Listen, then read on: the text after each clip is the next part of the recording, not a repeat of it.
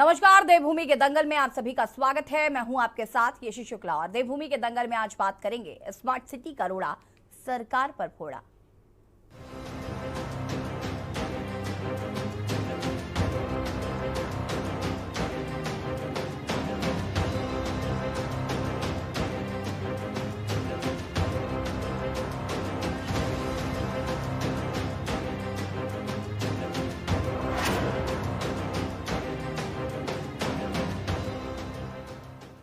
और देवभूमि के दंगल में आगे बात करें, लेकिन उससे पहले उत्तर प्रदेश के कानपुर से आपको बड़ी खबर बता देते हैं। कानपुर से बड़ी खबर, मदर टेरेसा स्कूल में स्टाफ की गुंडागर्दी सामने आई है। स्कूल स्टाफ ने छात्रा के पिता को बंधक बनाकर पीटा। Keshav Nagar Mother Teresa school बना गुंडागर्दी का अड्डा। पिता को गंभीर चोटें आई हैं। बता दें कि स्कूल के सीसीटीवी कैमरे में ये तस्वीरें क्या थी। स्कूल के डायरेक्टर इमैनुअल सिंह उर्फ बंटी की दबंगाई आई सामने। बंटी के गुर्गों पर बंधक बनाकर पिटाई करने का आरोप लगा है। परिजनों ने केशव नगर के मदर टेरेसा स्कूल में किया जमकर हंगामा।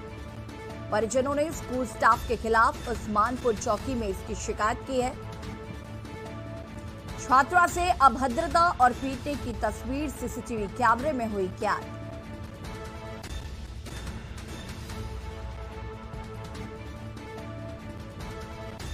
मामले को दबाने के लिए दबाव बना रहा है स्कूल प्रबंधन, ये भी जानकारी सामने आई है।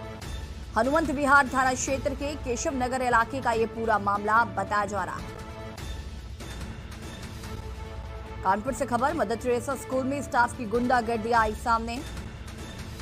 साथ ही साथ टीवी स्क्रीन पर हम आपको पिता की भी तस्वीरें दिखा रहे हैं, जिसको बंधक बनाकर पीटा गया है। पिता के शरीर में कई चोटें आई हैं। पिता को आई गंभीर चोट। स्कूल के सीसीटीवी कैमरे में यह पूरी घटना कैद हो गई। स्कूल के डायरेक्टर पर लगा है आरोप और ये सीसीटीवी फुटेज आप देख सकते हैं, जहां पर छात्रा के साथ अभद्रता की गई है।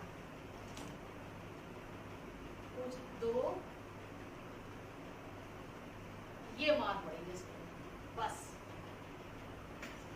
बैठे बैठे मैंने अभी रुक जाओ। ऐसा ना याद है ना, मैं इससे पूछ रही हूँ ना। ये मारा मैंने इसको, एक मारा। और इसी खबर पर ज्यादा जानकारी के लिए संवाददाता मधुर मोहन हमारे साथ जुड़ चुके हैं। मधुर, क्या कुछ जानकारी इस पूरे मामले को लेकर फिलहाल?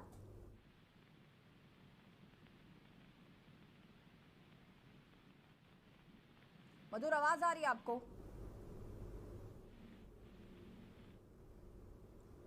मधुर तक आवाज नहीं पहुंच पा रही, उन्हें फिर से कनेक्ट करने की कोशिश करते हैं हम। और ये लगातार सीसीटीवी कैमरे की आपको तस्वीर दिखा रहे हैं, जहां पर छात्रा के साथ अभद्रता की जा रही है।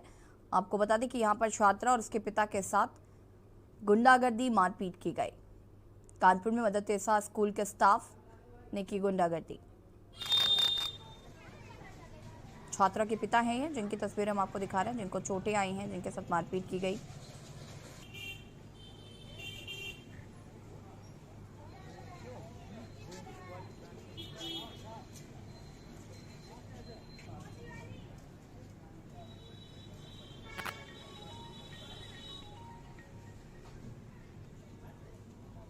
ये तस्वीरें आपको हम लगातार दिखा रहे हैं। कानपुर में मदर टेरेसा स्कूल में स्टाफ की गुंडागर्दी आई सामने।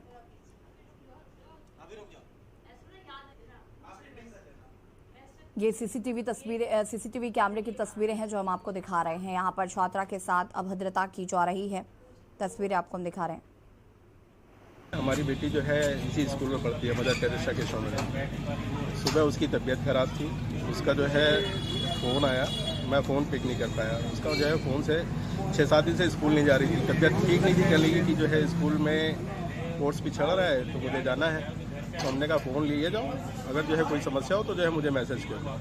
वो उसने जो है मुझे मैसेज किया करीब 11:37 पे, और स्कूल से 11:40 पे स्कूल से कॉल आई। कॉल भी मैं नहीं उठा पाया। बाद में मैंने मैसेज देखा तो मैं जो है स्कूल आया तो यहाँ पे लड़की खड़ी हुई थी। प्रिंसिपल ने बताया कि ये स्कूल में फ़ोन चला रही थी। तो हमने कहा कि हो सकता है कि भाई स्कूल में अलाउ नहीं है, कोई बात नहीं जो है। इन्होंने प्रिंसिपल ने मुझे फ़ोन दे दिया और लड़की को जो है मैंने लिया, घर चले गए। घर पे उसने बताया जाके कि प्रिंसिपल मैम ने मुझे मारा। Mother Teresa Keshav Nagar Mother Teresa high secondary school में क्या हुआ है यहाँ पर? जी, आज मेरी बेटी 1.5 हफ्ते से बीमार है और आज मैंने इसको स्कूल भेजा केवल एग्ज़ाम की वजह से, सिलेबस के लिए। तो सुबह उसको मैंने फ़ोन लेके भेजा था कि बेटा अगर कोई भी दिक्कत हो तो आप मुझे मैसेज कर देना, क्योंकि ऐसी प्रॉब्लम हो वो मदर्स को ही बता सकती है। तो इसलिए मैंने उसको फ़ोन लेके भेजा। तो 11 साढ़े 11 बजे के लगभग उसका मैसेज आया कि मम्मा मेरे पेट में बहुत पेन हो रहा है, आप डैडी को भेजिए मुझे लेने के लिए। फिर वो मैसेज मैंने देखा नहीं, तो वो फिर उसके बाद स्कूल से फ़ोन आया ये लेने के लिए, हमारे हस्बैंड लेने के लिए। जैसे ही उसको स्कूल में आए हैं तो वो रो रही थी। मैम ने कहा कि आपकी बेटी चैट कर रही थी, तो उन्होंने फ़ोन दिया और भेज दिया। घर गई, वो बहुत रो रही थी, वो चलने की हालत में भी नहीं थी उस समय। फिर उसने मुझे सारा मैटर बताया कि मैं। और ज्यादा जानकारी के लिए हमारे संवाददाता मधुर मोहन हमारे साथ जुड़ चुके हैं। मधुर, क्या कुछ जानकारी इस पूरे मामले को लेकर? जी, आपको बता दें थाना हनुमंत विहार के केशव नगर का पूरा मामला है। यहाँ पे mother Teresa high secondary school है, जहाँ पर एक 11 की छात्रा के साथ जो कॉलेज के जो टीचर थे उन्होंने मारपीट की। सिर्फ वजह इतनी थी कि उस छात्रा के पेट में दर्द हो रहा था। उसने अपने घर में इतना बोल दिया था कि मेरे घर में बात करवा दो, और वो एक सेल फोन घर से लेके आई थी। सिर्फ इसको लेकर वहाँ मारपीट की गई। और जब इसकी सूचना उसने अपने परिजनों दी, जब परिजन उसके कॉलेज पहुंचते हैं प्रशासन से शिकायत करने जिला अपने स्कूल प्रशासन को, तो जो स्कूल प्रशासन के जो और भी जो गुंडे होते हैं कॉलेज के, वो उनके साथ काफी मारपीट करते हैं। जो छात्रा के पिता है उनके काफी गंभीर चोट भी आई, उनका खून भी निकल रहा था, और जो माता है उनके साथ ही सड़क की है। लेकिन पुलिस ने सिर्फ अभी तहरीर ली है, अभी तक कोई कार्रवाई नहीं की है। जी मधुर, पिता को बंधक बनाकर पीटना ये कैसा न्याय है शिक्षा के बंदर का? जी बिल्कुल, इससे पहले कि शीशा मुंह का एक मामला ऐसा आया था। वहाँ पे कुछ जो प्रधानाचार्य थे उन्होंने एक छात्रा थी, उनके पिता था। एक मामला ये सामने और जो आया, कहीं ना कहीं ये वाकई एक बहुत गलत बात है। इसमें कोई ना कोई जिला प्रशासन को एक बड़ा निर्णय लेना चाहिए और बड़ी कार्रवाई करनी चाहिए, क्योंकि आए दिन ऐसे मामले सामने आ रहे हैं जहाँ पर एक छात्रा के जो गार्जियन जाते हैं शिकायत करने, वहाँ पे उल्टा वही मार खाते हैं। तो कहीं ना कहीं अपने में एक निंदनीय बात है ये, और कहीं ना कहीं ऐसे स्कूल प्रशासन के ऊपर सख्त सख्त कार्रवाई होनी चाहिए। बिल्कुल मधुर, इसकी कंप्लेंट पुलिस में की गई, पुलिस के द्वारा इस पर क्या कुछ अभी तक कार्रवाई की गई है? जैसे कि आपने बताया कि नहीं की गई है, लेकिन क्यों नहीं की गई, क्या इसका लेकर कोई जवाब दिया गया है? जो वहाँ मौके पे चौकी इंचार्ज आशीष मिश्रा जी आए थे, उनसे जब हम लोग ने बात की तो उनका कहना था कि हमने तहरीर ले ली, इनका मेडिकल करवा रहे, मेडिकल बाद जांच करेंगे और जांच में इसमें कार्रवाई करेंगे। लेकिन सीसीटीवी फुटेज जो वहाँ का जो प्रशासन है स्कूल का, वो सीसी फुटेज मीडिया मांग रही है, उनको साफ मना कर रहे हैं। लेकिन उन्होंने सिर्फ इतने फुटेज जरूर दिखाए जिसमें वो लड़की के हाथ में, वहाँ की जो मैडम है उन्होंने 3-4 बार लड़की के हाथ मारा। लेकिन उनका आरोप ये है, जो गार्जियन उनका साहब ये कहना है कि उसके बाद की फुटेज नहीं, जब हम लोग ने कॉलेज प्रशासन में एंट्री की, उसके बाद इनके लड़के ने, उनके टीचर ने और जो लोग वहाँ थे उन्होंने जब मारपीट के साथ बांस लेके, डंडे लेके उन्होंने मारा पीटा, मेरे पति को मारा, जैसे गार्जियन की का कहना है। वो अभी तक फुटेज ना उन्होंने पुलिस को दिखाए, ना हम लोग को दिखाए, मीडिया को दिखाए। लेकिन कहीं ना कहीं जो पीड़ित पिता है उसके जो खून निकल रहा है, उसके जो गंभीर चोटें, उससे कहीं ना कहीं साबित हो रहा है कि वाकई स्कूल प्रशासन ने जो गुंडे उन्होंने गार्जियन के साथ मारपीट की है। जी मधुर, बहुत बहुत शुक्रिया आपका तमाम जानकारी देने के लिए। और बता दें कि कानपुर में मदर टेरेसा स्कूल का ये मामला है, जहां पर स्टाफ की गुंडागर्दी सामने आई है। छात्रा के पिता को बंधक बनाकर पीटा गया, छात्रों की भी पिटाई की गई। फिलहाल पुलिस मामले में जांच कर आगे की कार्रवाई की बात कह रही है।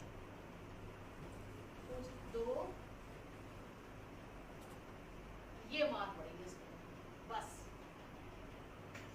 स्कूल स्टाफ ने छात्रा के पिता को बंधक बनाकर पीटा। फिलहाल आपको बता दें कि यहाँ पर जब मीडिया कर्मियों ने सीसीटीवी फुटेज आगे के मांगे हैं तो उन्हें साफ देने से इनकार कर दिया गया है। ये एक फुटेज आप देख सकते हैं कि जो शिक्षिका है वो यहाँ पर छात्रा को मारती नजर आ रही।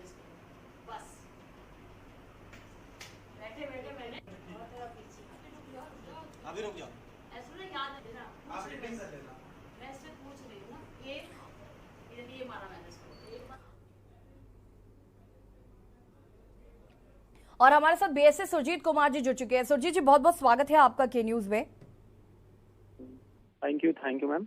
सुरजीत जी, ये जो मदर टेरेसा स्कूल का ये जो मामला सामने आया, जहां पर छात्रा की पिटाई की गई, छात्रा के पिता की पिटाई की गई है, क्या कुछ कहना है इस पूरे मामले को लेकर?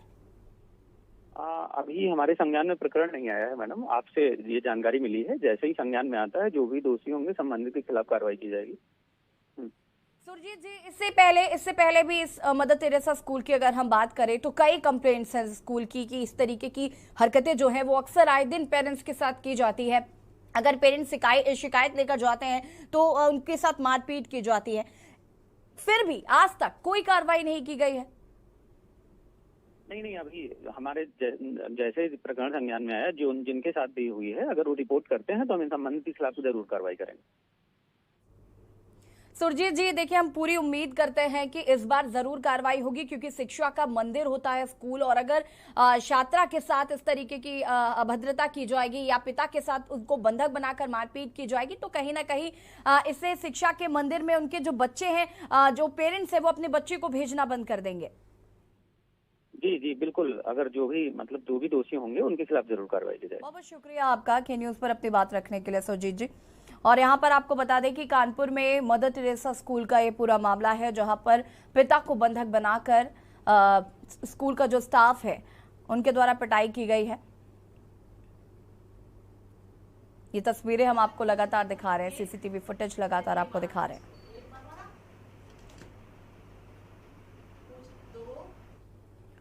और अब बात करेंगे देवभूमि के दंगल की, जिसमें हम आज बात करेंगे जो स्मार्ट सिटी बन रही है उत्तराखंड में। आपको बता दें कि उसका जो काम है वो अभी तक पूरा नहीं हुआ। विपक्ष तो उंगली उठा ही रहा था, लेकिन अब सरकार के भी लोग इस पर उंगली उठाने लगे हैं। देहरादून में स्मार्ट सिटी के कामों में हो रही लेट लतीफी को लेकर देहरादून मेयर सुनील उनियाल और बीजेपी के राजपुर रोड विधायक खासे नाराज नजर आ रहे हैं।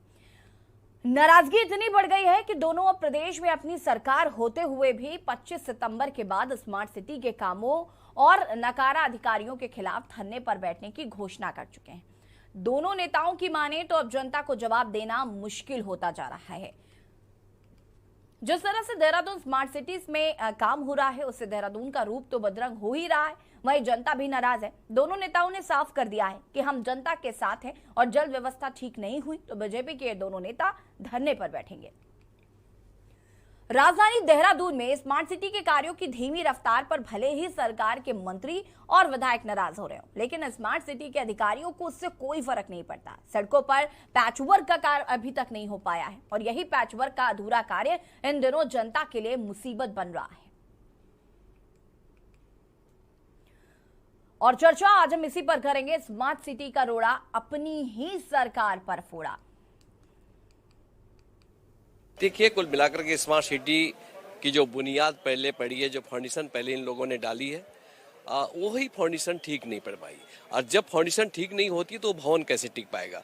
ये स्थिति को बार बार हम उनको अवगत करवा रहे हैं कि स्मार्ट सिटी का काम जिस तीव्र गति से होना चाहिए था और जिस टेक्नोलॉजी के इस्तेमाल के तहत होना चाहिए था, वो नहीं हो पा रहा है और इसीलिए बहुत ज़्यादा अड़चने आ रही है। ड्रेनेज सिस्टम चौपट है। आज की स्थिति में अगर पानी आता है तो शहर में कहीं सीधे डूबने के कगार में है। ये स्थितियां हो जाती है, गाड़ी तैरती है। चाहे आप प्रिंस चौक में जाइए, चाहे आप यहीं पे जो हमारा दर्शनलाल चौराहा है वहाँ पे जाइए कि बरसात के दिनों में कैसी हालत होती है।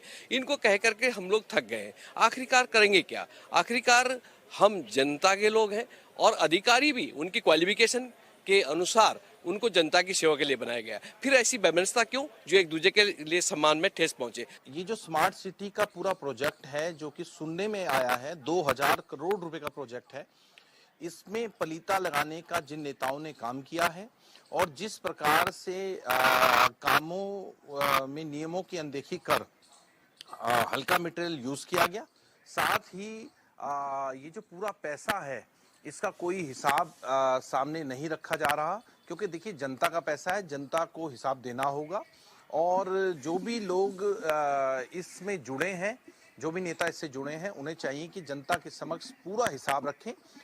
देखिए, तो सरकार के काम पर विपक्ष लगातार सवाल उठाता रहे और सत्ता पक्ष के विधायक ही जिस प्रकार से मुखर हो रहे हैं, पर मुझे ये लगता है कि उसके पीछे क्योंकि नाकामी है, विधायक अपने क्षेत्र में काम नहीं करा पा रहे हैं। स्मार्ट सिटी जहां से जगह जगह से खुदी पड़ी है और सबसे ज़्यादा जो स्मार्ट सिटी की व्यवस्थाएं वो राजपुर विधानसभा में ही है।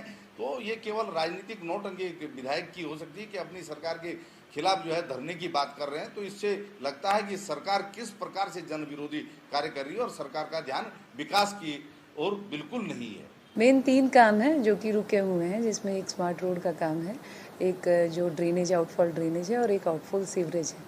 ये 3 काम ऐसे हैं जिनमें प्रगति काफ़ी धीमी है, जिसके क्रम में जो हमारे रोड्स पे काम हो रहे हैं वो कम दिख रहे हैं। तो वही मेन काम है।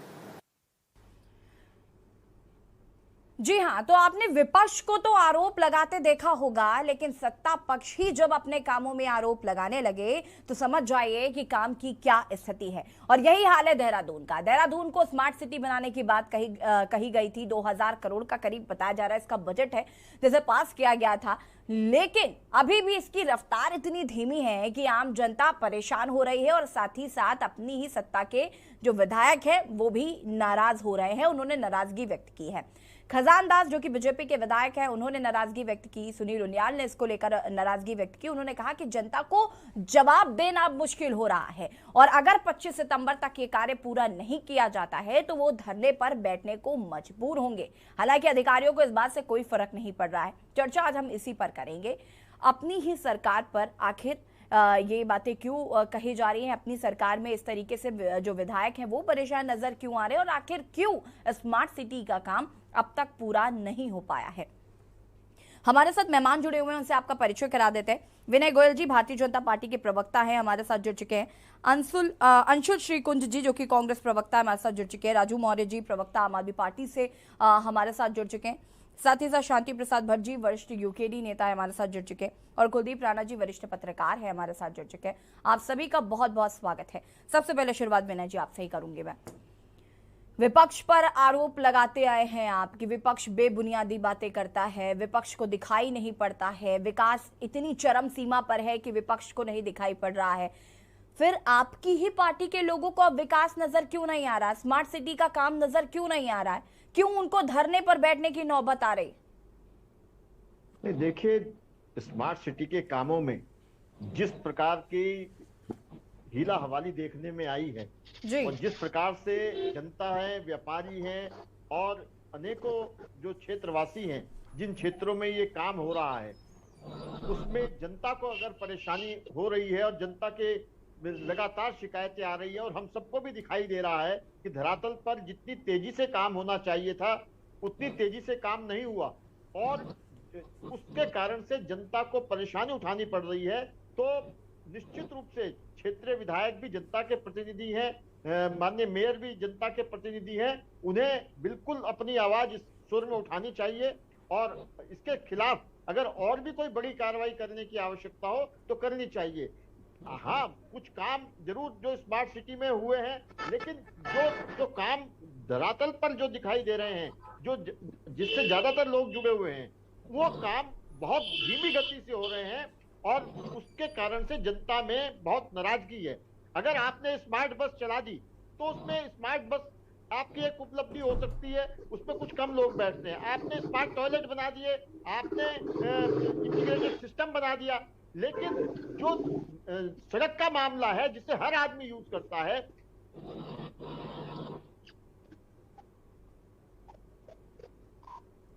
अनम्यूट करें खुद को विनय जी। विनय जी अनम्यूट करें खुद को।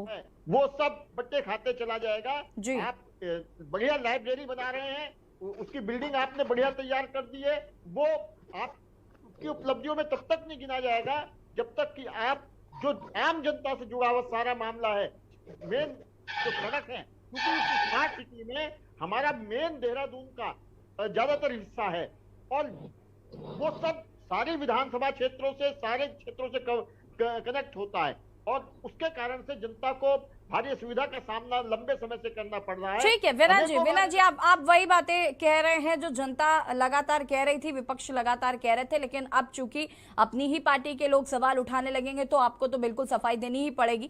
खैर, मैं वापस आऊंगी आपके पास, चर्चा आगे भी बढ़ाएंगे और विस्तार से इस पर चर्चा की जाएगी। राजू मौर्य जी आम आदमी पार्टी के प्रवक्ता है। राजू मौर्य जी, क्या कुछ कहना है इस पूरे मामले को लेकर?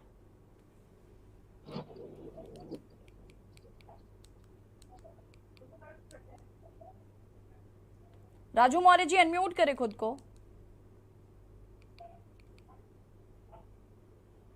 राजू मौर्य जी अनम्यूट करें खुद को, आपकी आवाज नहीं आ पा रही। लेकिन मैं कहूंगा कि जिस प्रकार से भारतीय जनता पार्टी के अपने विधायक और अपने तमाम वरिष्ठ लोग जी आज सरकार के खिलाफ मोर्चा खोल के बैठ गए हैं, तो कहीं ना कहीं ये बड़ा गंभीर विषय है जिसको पार्टी की सरकार को समझना चाहिए।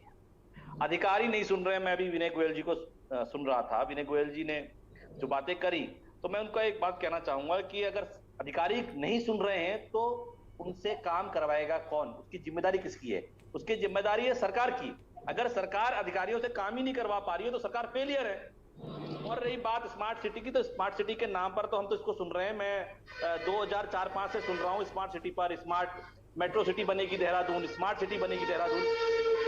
हजारों करोड़ रुपए की बंदरबाट हो चुकी है, हजारों करोड़ रुपए का करप्शन घोटाला है, ये सीधे सीधे स्कैम है जगह। अब आप बताइए, जो सड़क एमकेपी से घंटाघर से ये जाती है, क्या बोलते हैं, सीएमआई तक आती है, ये सड़क अभी कुछ महीने पहले बनी थी और उससे पहले भी बनी थी। मैं 4 बार देख चुका हूं इस सड़क को बनते हुए, 4 बार।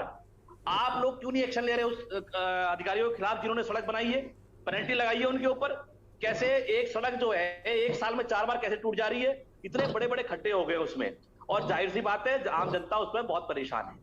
स्मार्ट सिटी के नाम पर मैं बताना चाहूंगा, जो रिहायशी इलाके हैं गुलर घाटी बालावाला क्षेत्र में सीवरेज ट्रीटमेंट प्लांट लगा रहे हैं। जरा स्टडी करें, मैं कहता हूं सरकार को भी, अधिकारियों को भी, ये स्टडी किए बिना काम कर रहे हैं। इतनी जहरीली रासायनिक गैसें निकलती है उस सीवरेज ट्रीटमेंट जो प्लांट लगता है, वो आबादी क्षेत्र से बहुत दूर लगाया जाना चाहिए। मैं सुबह बात कर रहा था, मेरी वाइफ टीचर है और पढ़ाती है बच्चों को, वो बताने लगी कि ये तो बहुत डेंजरस है, इससे तमाम तरीके की रसीली वो गैस निकलती है जो जहां पे आबादी होगी तो बहुत ज्यादा प्रभावित करेगी, लेकिन उस और कोई फर्क नहीं पड़ता इन लोगों को। अब बताइए, आप गुलर घाटी बालावाला में क्या सीवरेज प्लांट लगाना चाहिए? आप स्मार्ट सिटी बना रहे हो या कब्रिस्तान बनाने जा रहे हो? आप कब्रिस्तान बना रहे हो हिंदुस्तान के अंदर। और दूसरी बात, स्मार्ट सिटी के नाम पर जो एक्ट थे, उन एक्टों को खत्म किया जा रहा है। मसूरी पे एक जो एक्ट लागू था जिससे कि मसूरी में बड़े बड़े कंस्ट्रक्शन नहीं हो सकते थे, उस एक्ट को भी भारतीय जनता पार्टी की सरकार खत्म कर रही है, लगभग खत्म ही कर चुकी है। ऐसे में मसूरी पहले ही कंक्रीट के जंगल में तब्दील हो गया है, आप उसको बिल्कुल उसकी खूबसूरती को खत्म कर दोगे, तबाह कर दोगे।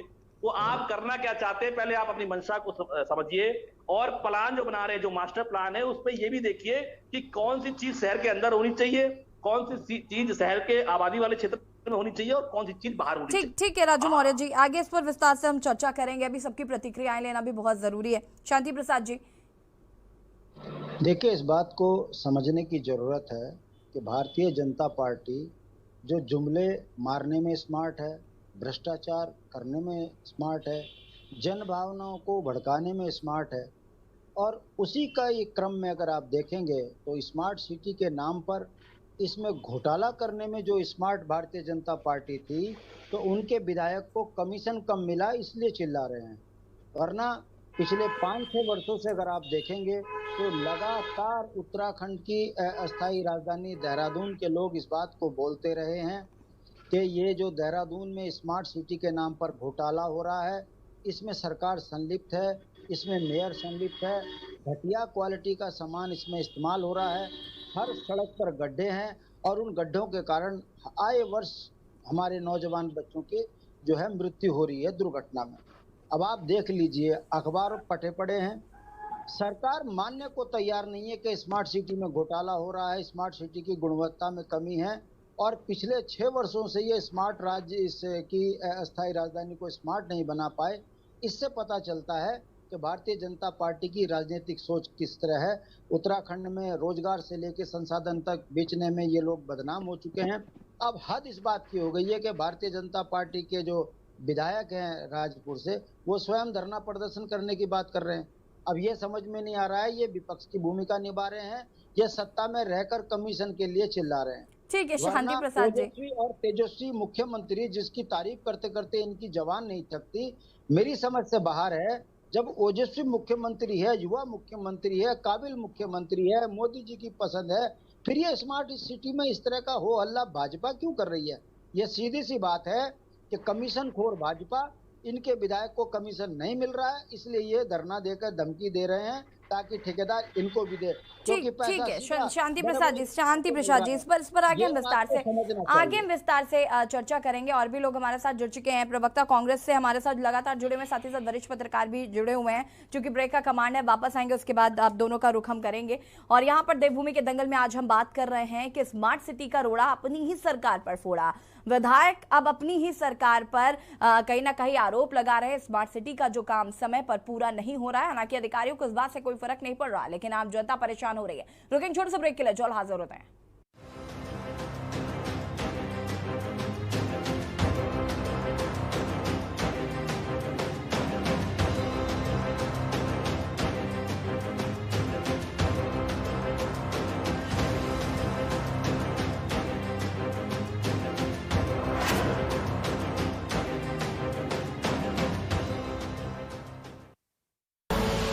आप देख रहे हैं के न्यूज, खबरों का सारथी। देखें कौन नया खिलाड़ी आया है, समझा देते हैं, प्यार से समझाएंगे। ये तो अपनी जुबान है। जुबान एक हो तो दिल भी एक होने चाहिए। विमल, बोलो जुबान केसरी। सर्वकॉन सिर्फ एक नाम नहीं, भरोसा है 35 सालों का जो आपने किया है हम पे। तभी तो हम हैं India's number 1 servo voltage stabiliser के निर्माता। के न्यूज की खास पेशकश सप्ताहांत में देखिए भ्रष्टाचार पर प्रहार, इस शनिवार रविवार रात 8 बजे और सुनक की हनक इस शनिवार रविवार रात 8:30 बजे प्रबुद्ध चौहान के साथ। आप देख रहे हैं के न्यूज, खबरों का सारथी।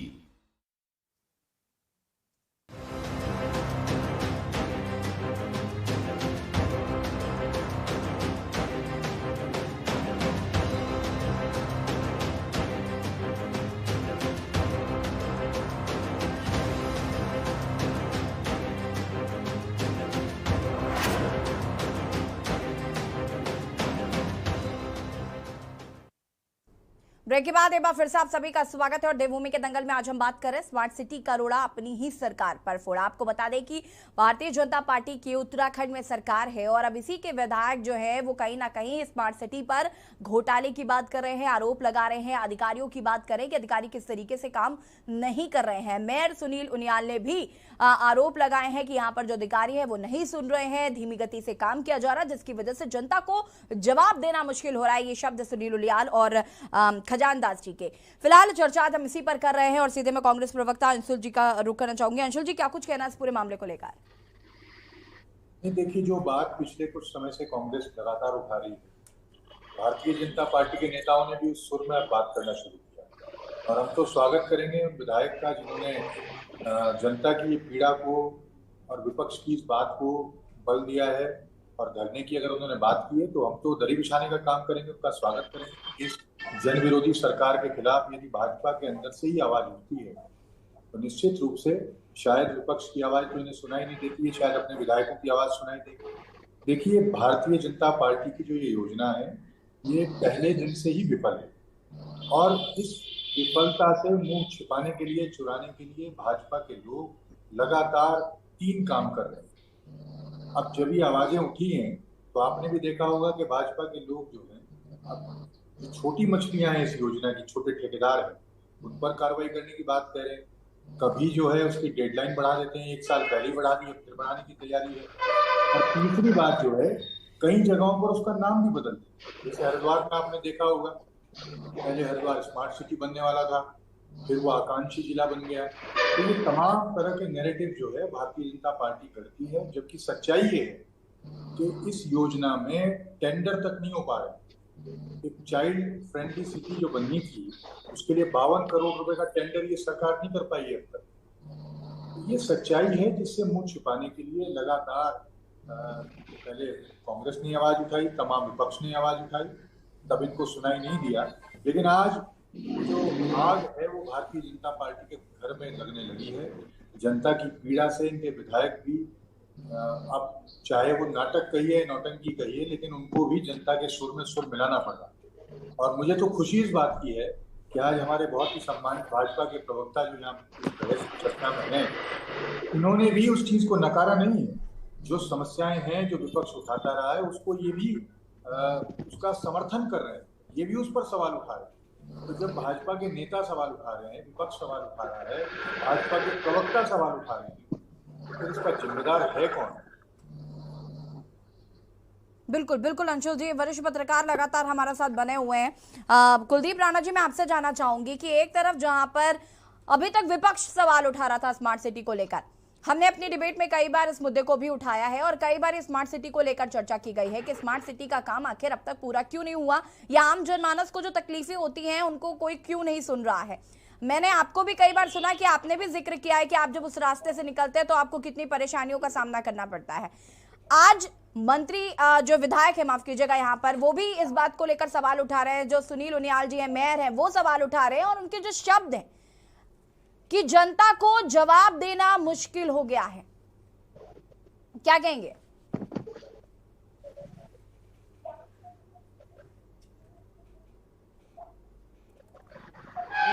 मुझे इन दोनों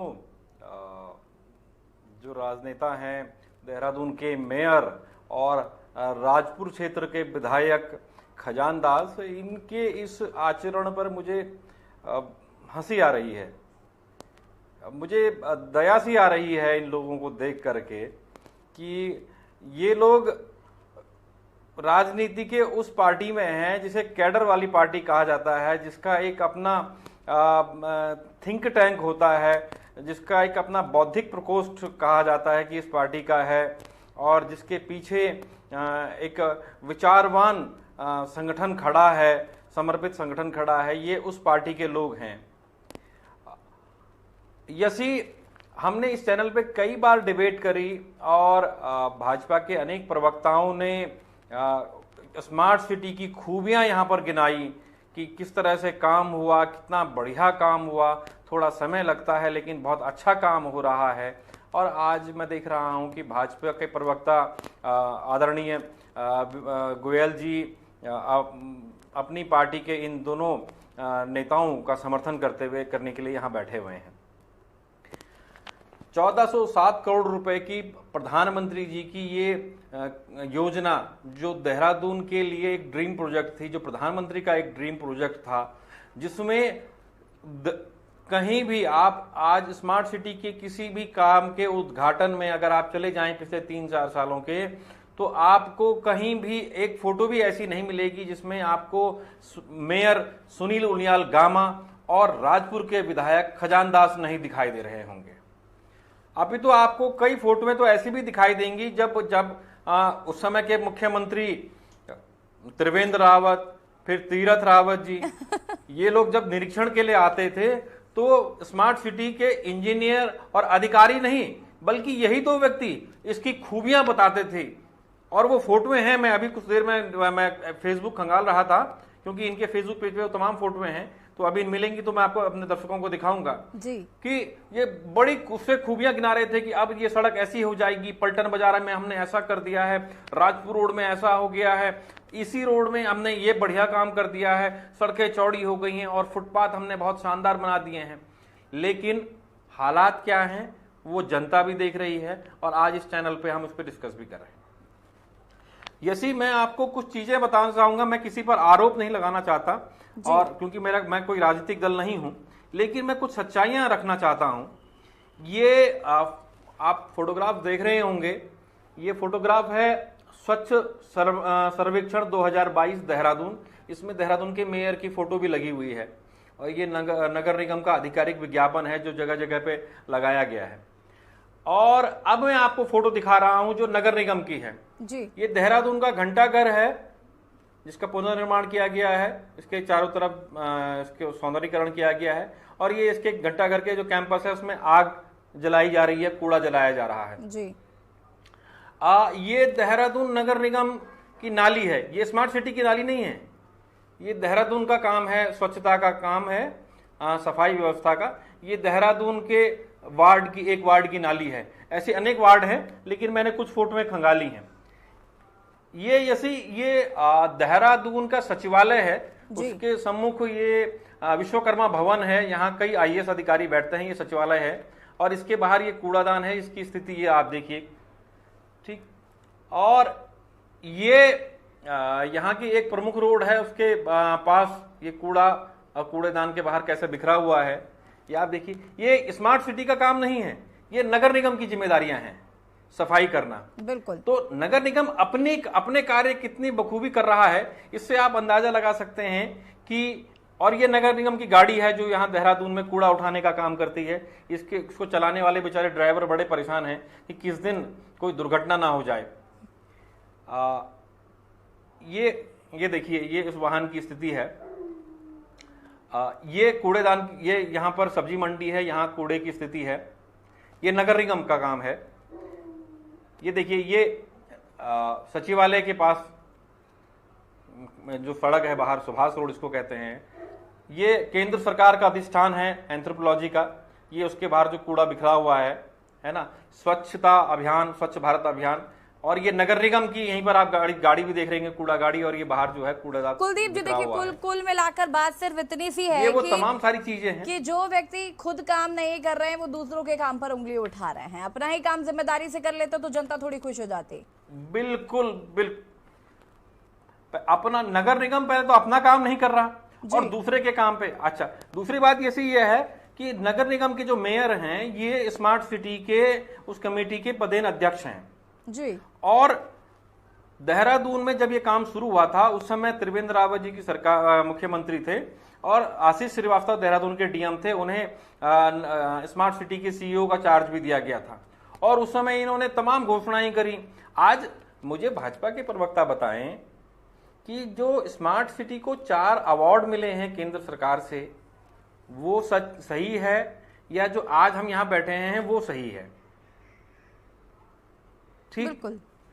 दूसरी चीज कि आज तक 3 साल के बाद आपके ऐसे कैसे ज्ञान चक्षु खुल गए कि आपको लगा कि यार सारा काम खराब हो गया है?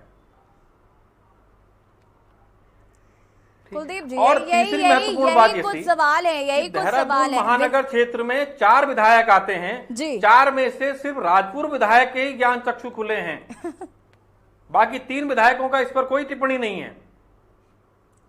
नहीं, खजान दास जी का तो ये हो सकता है कि उनके अंदर देखिए अपनी सरकार में अपने खिलाफ मोर्चा खोलने के लिए काफी मेहनत लगती है कुलदीप जी। हो सकता है कि बाकी के 3 नहीं खोल पा रहे होंगे मोर्चा और खजान दास जी के अंदर गट्स आए होंगे कहीं से, तो उन्होंने सोचा कि भाई कुछ नहीं कर रहे हैं तो यही कर लेते हैं क्योंकि काम तो हो नहीं पा रहा है। खैर कुलदीप जी, मैं वापस आऊंगी आपके पास, विनय जी का रुख कर लेती हूँ मैं। विनय जी, यहाँ पर पूरी डिटेलिंग कुलदीप राणा जी ने तो बहुत अच्छे तरीके से बताई, फोटोज भी दिखा दी, प्रूफ भी दे दिया कि क्या हाल है। तो मेयर की अगर हम बात करें तो मेयर जी अपने काम तो अच्छे से कर नहीं पा रहे, सवाल वो आपकी सरकार पर उठा रहे, अधिकारियों पर उठा रहे। अधिकारी भी इतने नाकारा है कि उनको कोई फर्क नहीं पड़ रहा है।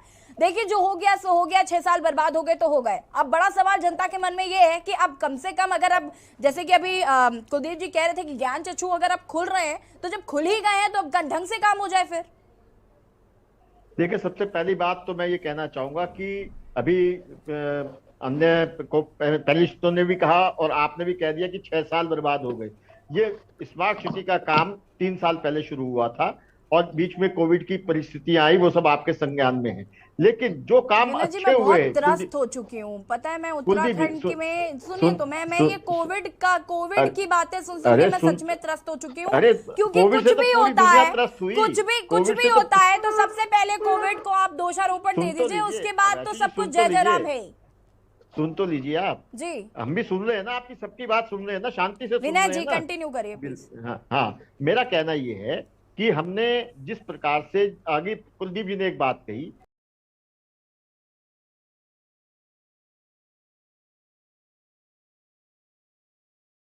कि देहरादून तो सफलतापूर्वक ना चल रही हो तो उसको अवार्ड मिलना गलत है, लेकिन अगर देहरादून में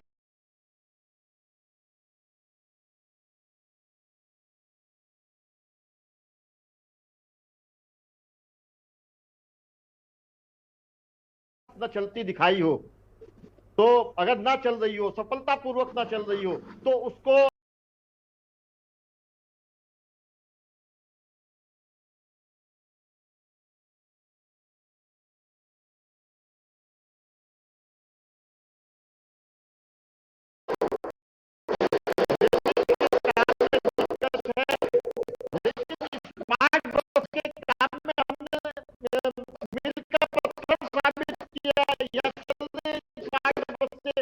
अब उसे हमने और आगे तक चलाने की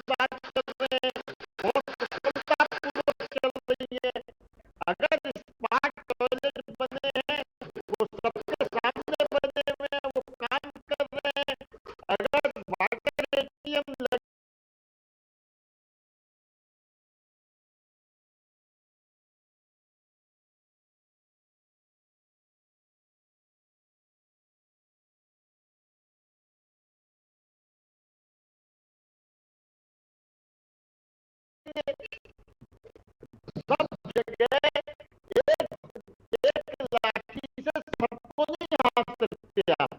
जहाँ अच्छा काम हुआ है उसको अच्छा काम कहा जाएगा। ठीक है, नहीं देखिए मैं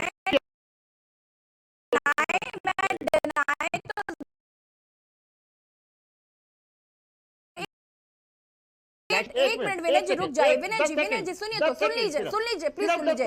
विनय जी सुन लीजिए प्लीज सुन लीजिए। देखिए हम अगर रही बात अच्छाई और बुराई की तो विपक्ष तो आपको बुराई बताएगा ही बताएगा, हम भी जनता की बात करेंगे ही करेंगे, और अच्छाई बताने के लिए आप हैं हमारे पास, तो आप बताइए ना, हम तो बुराई बताएंगे सर। नहीं, मेरा कहना याशी जी ये है कि ये सारे काम जो मैंने गिनाए ये स्मार्ट नहीं है। नहीं मुझे पता है, की बात बताई है कुलदीप राणा जी ने, ये सब उस 1400 करोड़ में ही है। अगर स्मार्ट बस चल रही है वो भी उसी में है, स्मार्ट टॉयलेट है वो भी उसी में है, और जो वाटर एटीएम लगे हुए हैं वो भी उसी में है, और लाइब्रेरी जो बन रही है। ठीक है राजू जी कुछ कहना चाहते हैं विनय जी की बात पे? बिल्कुल मैं कहना चाहता हूं इस बात को कि सरकार अगर इस मेट्रो सिटी या स्मार्ट सिटी को लेकर के सीरियस है तो पहले ये भी देखे कि क्या रिहायशी इलाके में, बार बार कह रहा हूं मेरी विधानसभा क्षेत्र का मामला है, क्या रिहायशी इलाके में सीवरेज ट्रीटमेंट प्लांट लगना चाहिए? क्या इसके पीछे क्या आपको विशेषज्ञों से बातचीत नहीं करनी चाहिए? ये डोईवाला विधानसभा माननीय पहले पूर्व मुख्यमंत्री त्रिवेंद्र सिंह रावत जी यहाँ पर विधायक रहे, मुख्यमंत्री रहे, आज भारतीय जनता पार्टी के विधायक यहाँ पर हैं। तो ये जो जनता है जो आपको भरोसा करके आपको मैंडेट दिया, आपको जिताकर भेजा, क्या उसकी हत्या का षड्यंत्र जो रच रहे हैं इस तरीके से, मैं तो इसको हत्या का षड्यंत्र नहीं कहूंगा। आप पहले ही, हम लोग जो क्षेत्रवासी हैं, यहाँ पर शराब फैक्ट्री है, और मैडम मैं आपको बता दूं कि शराब फैक्ट्री की इस वक्त अगर आप आ जाएंगे क्षेत्र में ना तो इतनी बदबू आती है, हजारों लाखों लोग यहाँ पर रह रहे हैं, वो शाम को उनका चलना दूभर हो गया है। अब ऐसे में आपने इस रिहायशी इलाके में स्मार्ट सिटी के नाम पर अब आप पूरे शहर का गंद हमारे डाल देंगे, और उसके बाद उससे जो तमाम तरीके के साइड इफेक्ट्स होंगे तो यहाँ के क्षेत्र के लोग जो है मरेंगे तो मरते हैं तो मरते रहे। तो इस पर भी सरकार अपने गंभीरता से अपना पक्ष रखे कि किसी भी, मैं बालावाला की बात नहीं करता, उत्तराखंड के किसी भी रिहायशी इलाके में इस तरह के ट्रीटमेंट प्लांट्स नहीं लगने चाहिए। और निश्चित तौर पे हम तो, अब क्योंकि हम लोग तो यहाँ विरोध चल रहा है क्षेत्र में, हम तो कोर्ट का रुख करेंगे, न्यायालय का दरवाजा खटखटाएंगे, लेकिन हम नहीं चाहते, हम चाहते हैं कि सरकार गंभीरता समझे इस चीज की। इस तरीके की चीजें होंगी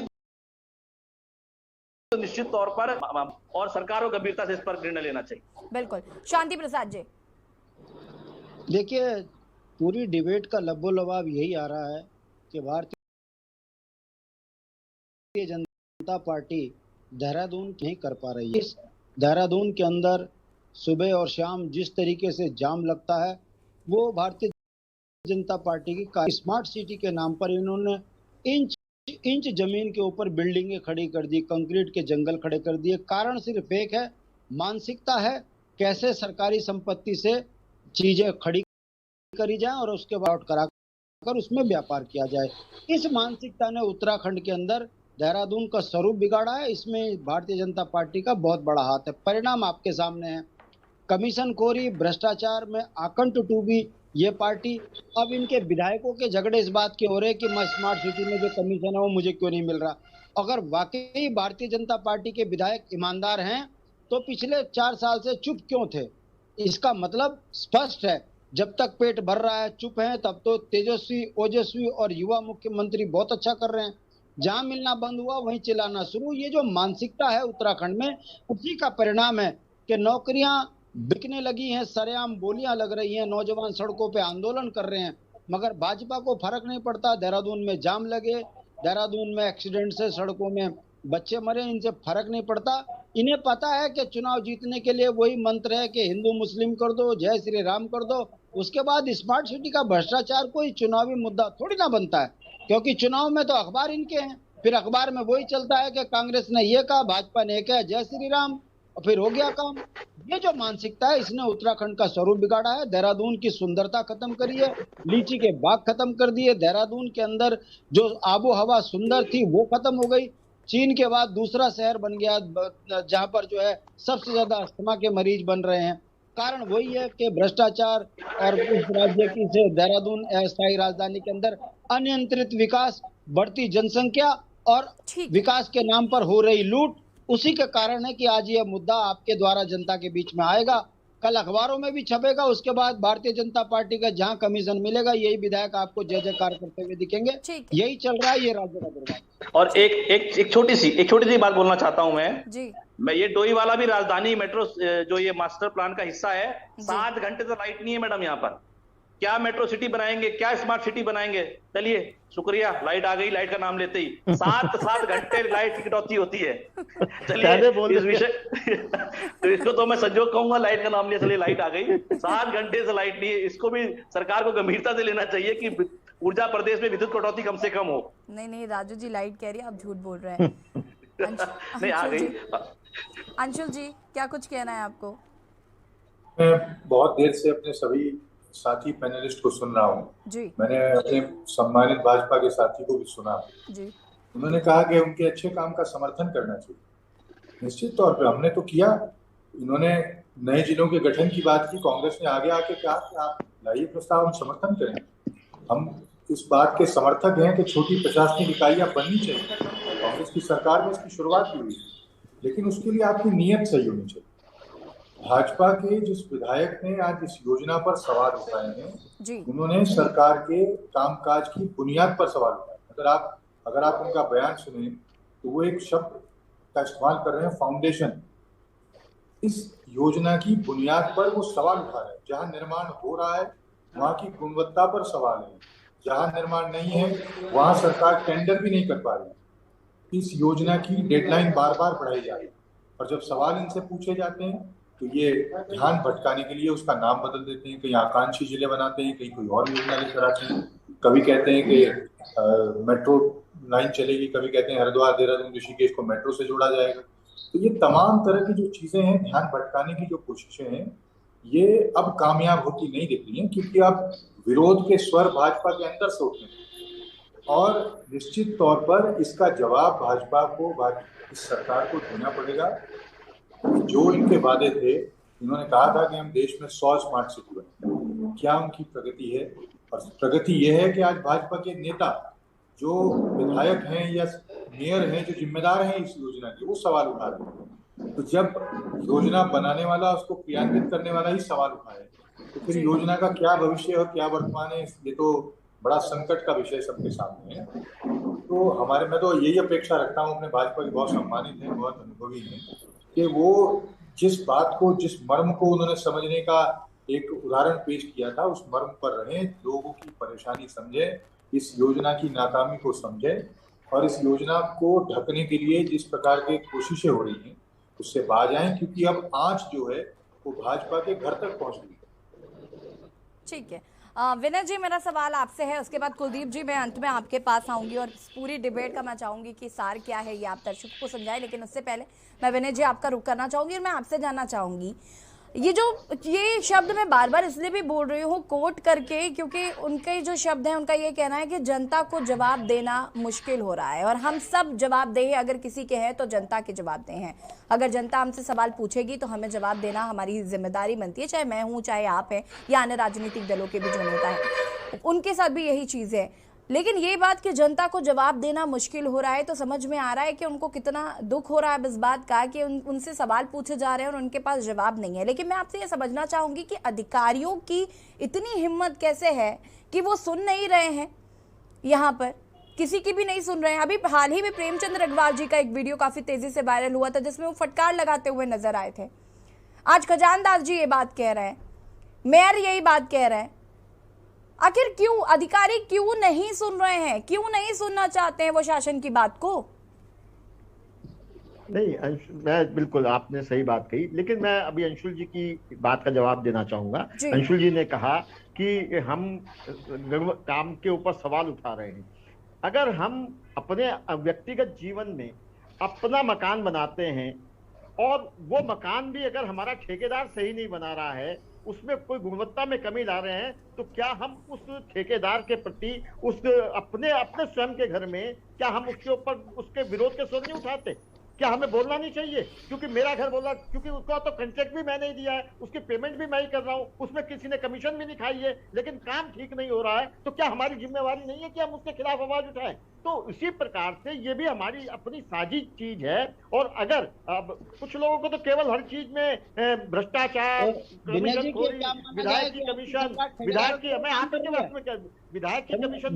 विनय जी आपने चूंकि घर का एग्जाम्पल दिया है, तो अगर ठेकेदार सही नहीं तो हम तो ठेकेदार बदल देंगे, पैसा हमें देना है, उसकी गुणवत्ता हमको देखनी है, तो जाहिर सी बात है कि उसकी बेहतरी के लिए चीजें तो करनी पड़ेंगी ना। आज मुख्यमंत्री जी ने उस कंपनी को उस काम वापस ले लिया है ना उससे, जो जिस टेंडर की बात कर रहे थे अंशुल जी कि वो HSCL कंपनी को हटा दिया गया है, HSCL कंपनी को हटा दिया गया है, टेंडर ही ना कर पाए जिस मकान का, तो इसीलिए उसे हटा दिया गया, जिस मकान का टेंडर ही ना कर पाए तो उसके बस का ही नहीं है, नहीं तो इसीलिए उसे हटा दिया गया है। तो मैं आप तो टेंडर ही नहीं कर पा रहे हैं। नहीं, मैं ये कह रहा हूँ कि टेंडर तो उन्होंने ही करना था, टेंडर हमने नहीं करना। टेंडर करेंगे कि आपकी सरकार टेंडर? नहीं, ठेकेदार ने जिस कंपनी को ठेका दिया है वो आगे काम देना है उसने, इसलिए उसे हटाया गया है कि वो टेंडर ही नहीं कर पाए। तो मैं ये कह रहा हूँ आपसे कि ये कोशिश करके कि स्मार्ट सिटी का काम है, उच्च गुणवत्ता का। ठीक है विनय जी, चूंकि वक्त की मेरे पास कमी है काफी, सुनिए विनय जी, हम उम्मीद ही कर सकते हैं, हम उम्मीद ही कर सकते हैं, और जनता आप ही की तरफ आशा भरी निगाहों से देख रही है कि जल्द से जल्द ये स्मार्ट सिटी का काम पूरा हो, ताकि जनता भी सुकून की सांस ले सके, जो इस समय नहीं मिल पा रही है वहां पर लोगों को, देहरादून के लोगों को। कुलदीप राणा जी, अंत में मैं चाहूंगी बहुत कम शब्दों में अपनी प्रतिक्रिया।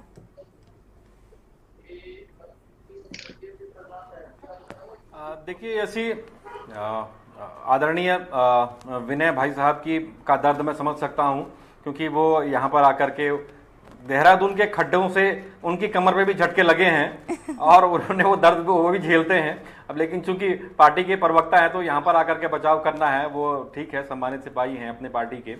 लेकिन मुझे इसमें कहीं ना कहीं पार्टी के भीतर, भाजपा के भीतर जो आंतरिक गुटबाजी है उसका एक पहलू दिखाई दे रहा है, क्योंकि जिस फाउंडेशन की बात ये कर रहे हैं वो फाउंडेशन त्रिवेंद्र रावत के समय रखी गई थी, और जो मेयर हैं वो त्रिवेंद्र रावत के बहुत खासम खास हुआ करते थे। बल्कि उस दौर में तो ये भी कहा जाता था कि देहरादून के डिप्टी सीएम जो हैं, उत्तराखंड के डिप्टी सीएम जो हैं वो देहरादून के मेयर हैं। ये बात भी आम चर्चाओं में थी और इनका बड़ा बोलबाला था और चौथे तल पे बड़ा रसूख माना जाता था। लेकिन जिस तरह की चीजें निकल करके आ रही हैं, वर्तमान समय में त्रिवेंद्र जी के पास पूर्व मुख्यमंत्री के तमगे के अलावा कुछ नहीं है, ना तो वो विधायक हैं, ना ही उनके पास पार्टी में कोई दायित्व है। ऐसे में जो और राजपुर के जो विधायक हैं और ये मेयर, जो देहरादून के जो मेयर हैं, क्योंकि अब आने वाले समय में देहरादून के मेयर का चुनाव भी होना है, तो इनके लिए एक नई छत्र छाया भी इनको ढूंढनी है। तो ये तमाम सारी चीजें कहीं ना कहीं त्रिवेंद्र पे भी सवाल खड़े कर रहे हैं, त्रिवेंद्र के ही गुट के लोग खड़े कर रहे हैं। और बिल्कुल कुलदीप जी, माफी के साथ मैं आपको यहाँ पर रोकना चाहूंगी। फिलहाल आप सभी का बहुत बहुत शुक्रिया चर्चा में शामिल होने के लिए। और आज हम यहाँ पर बात करें देवभूमि के दंगल में कि अपनी स्मार्ट सिटी पर रोड़ा अपनी ही सरकार पर फोड़ा। आपको बता दें कि यहाँ के जो विधायक है या जो मेयर हैं वो अब स्मार्ट सिटी को लेकर सवाल उठाने लगे हैं। 15 दिन का वक्त उनके द्वारा दिया गया है कि 15 दिन के अंदर अगर स्मार्ट सिटी का काम पूरा नहीं होता तो वो अपनी ही पार्टी के खिलाफ मोर्चा खोल देंगे। तो कहीं ना कहीं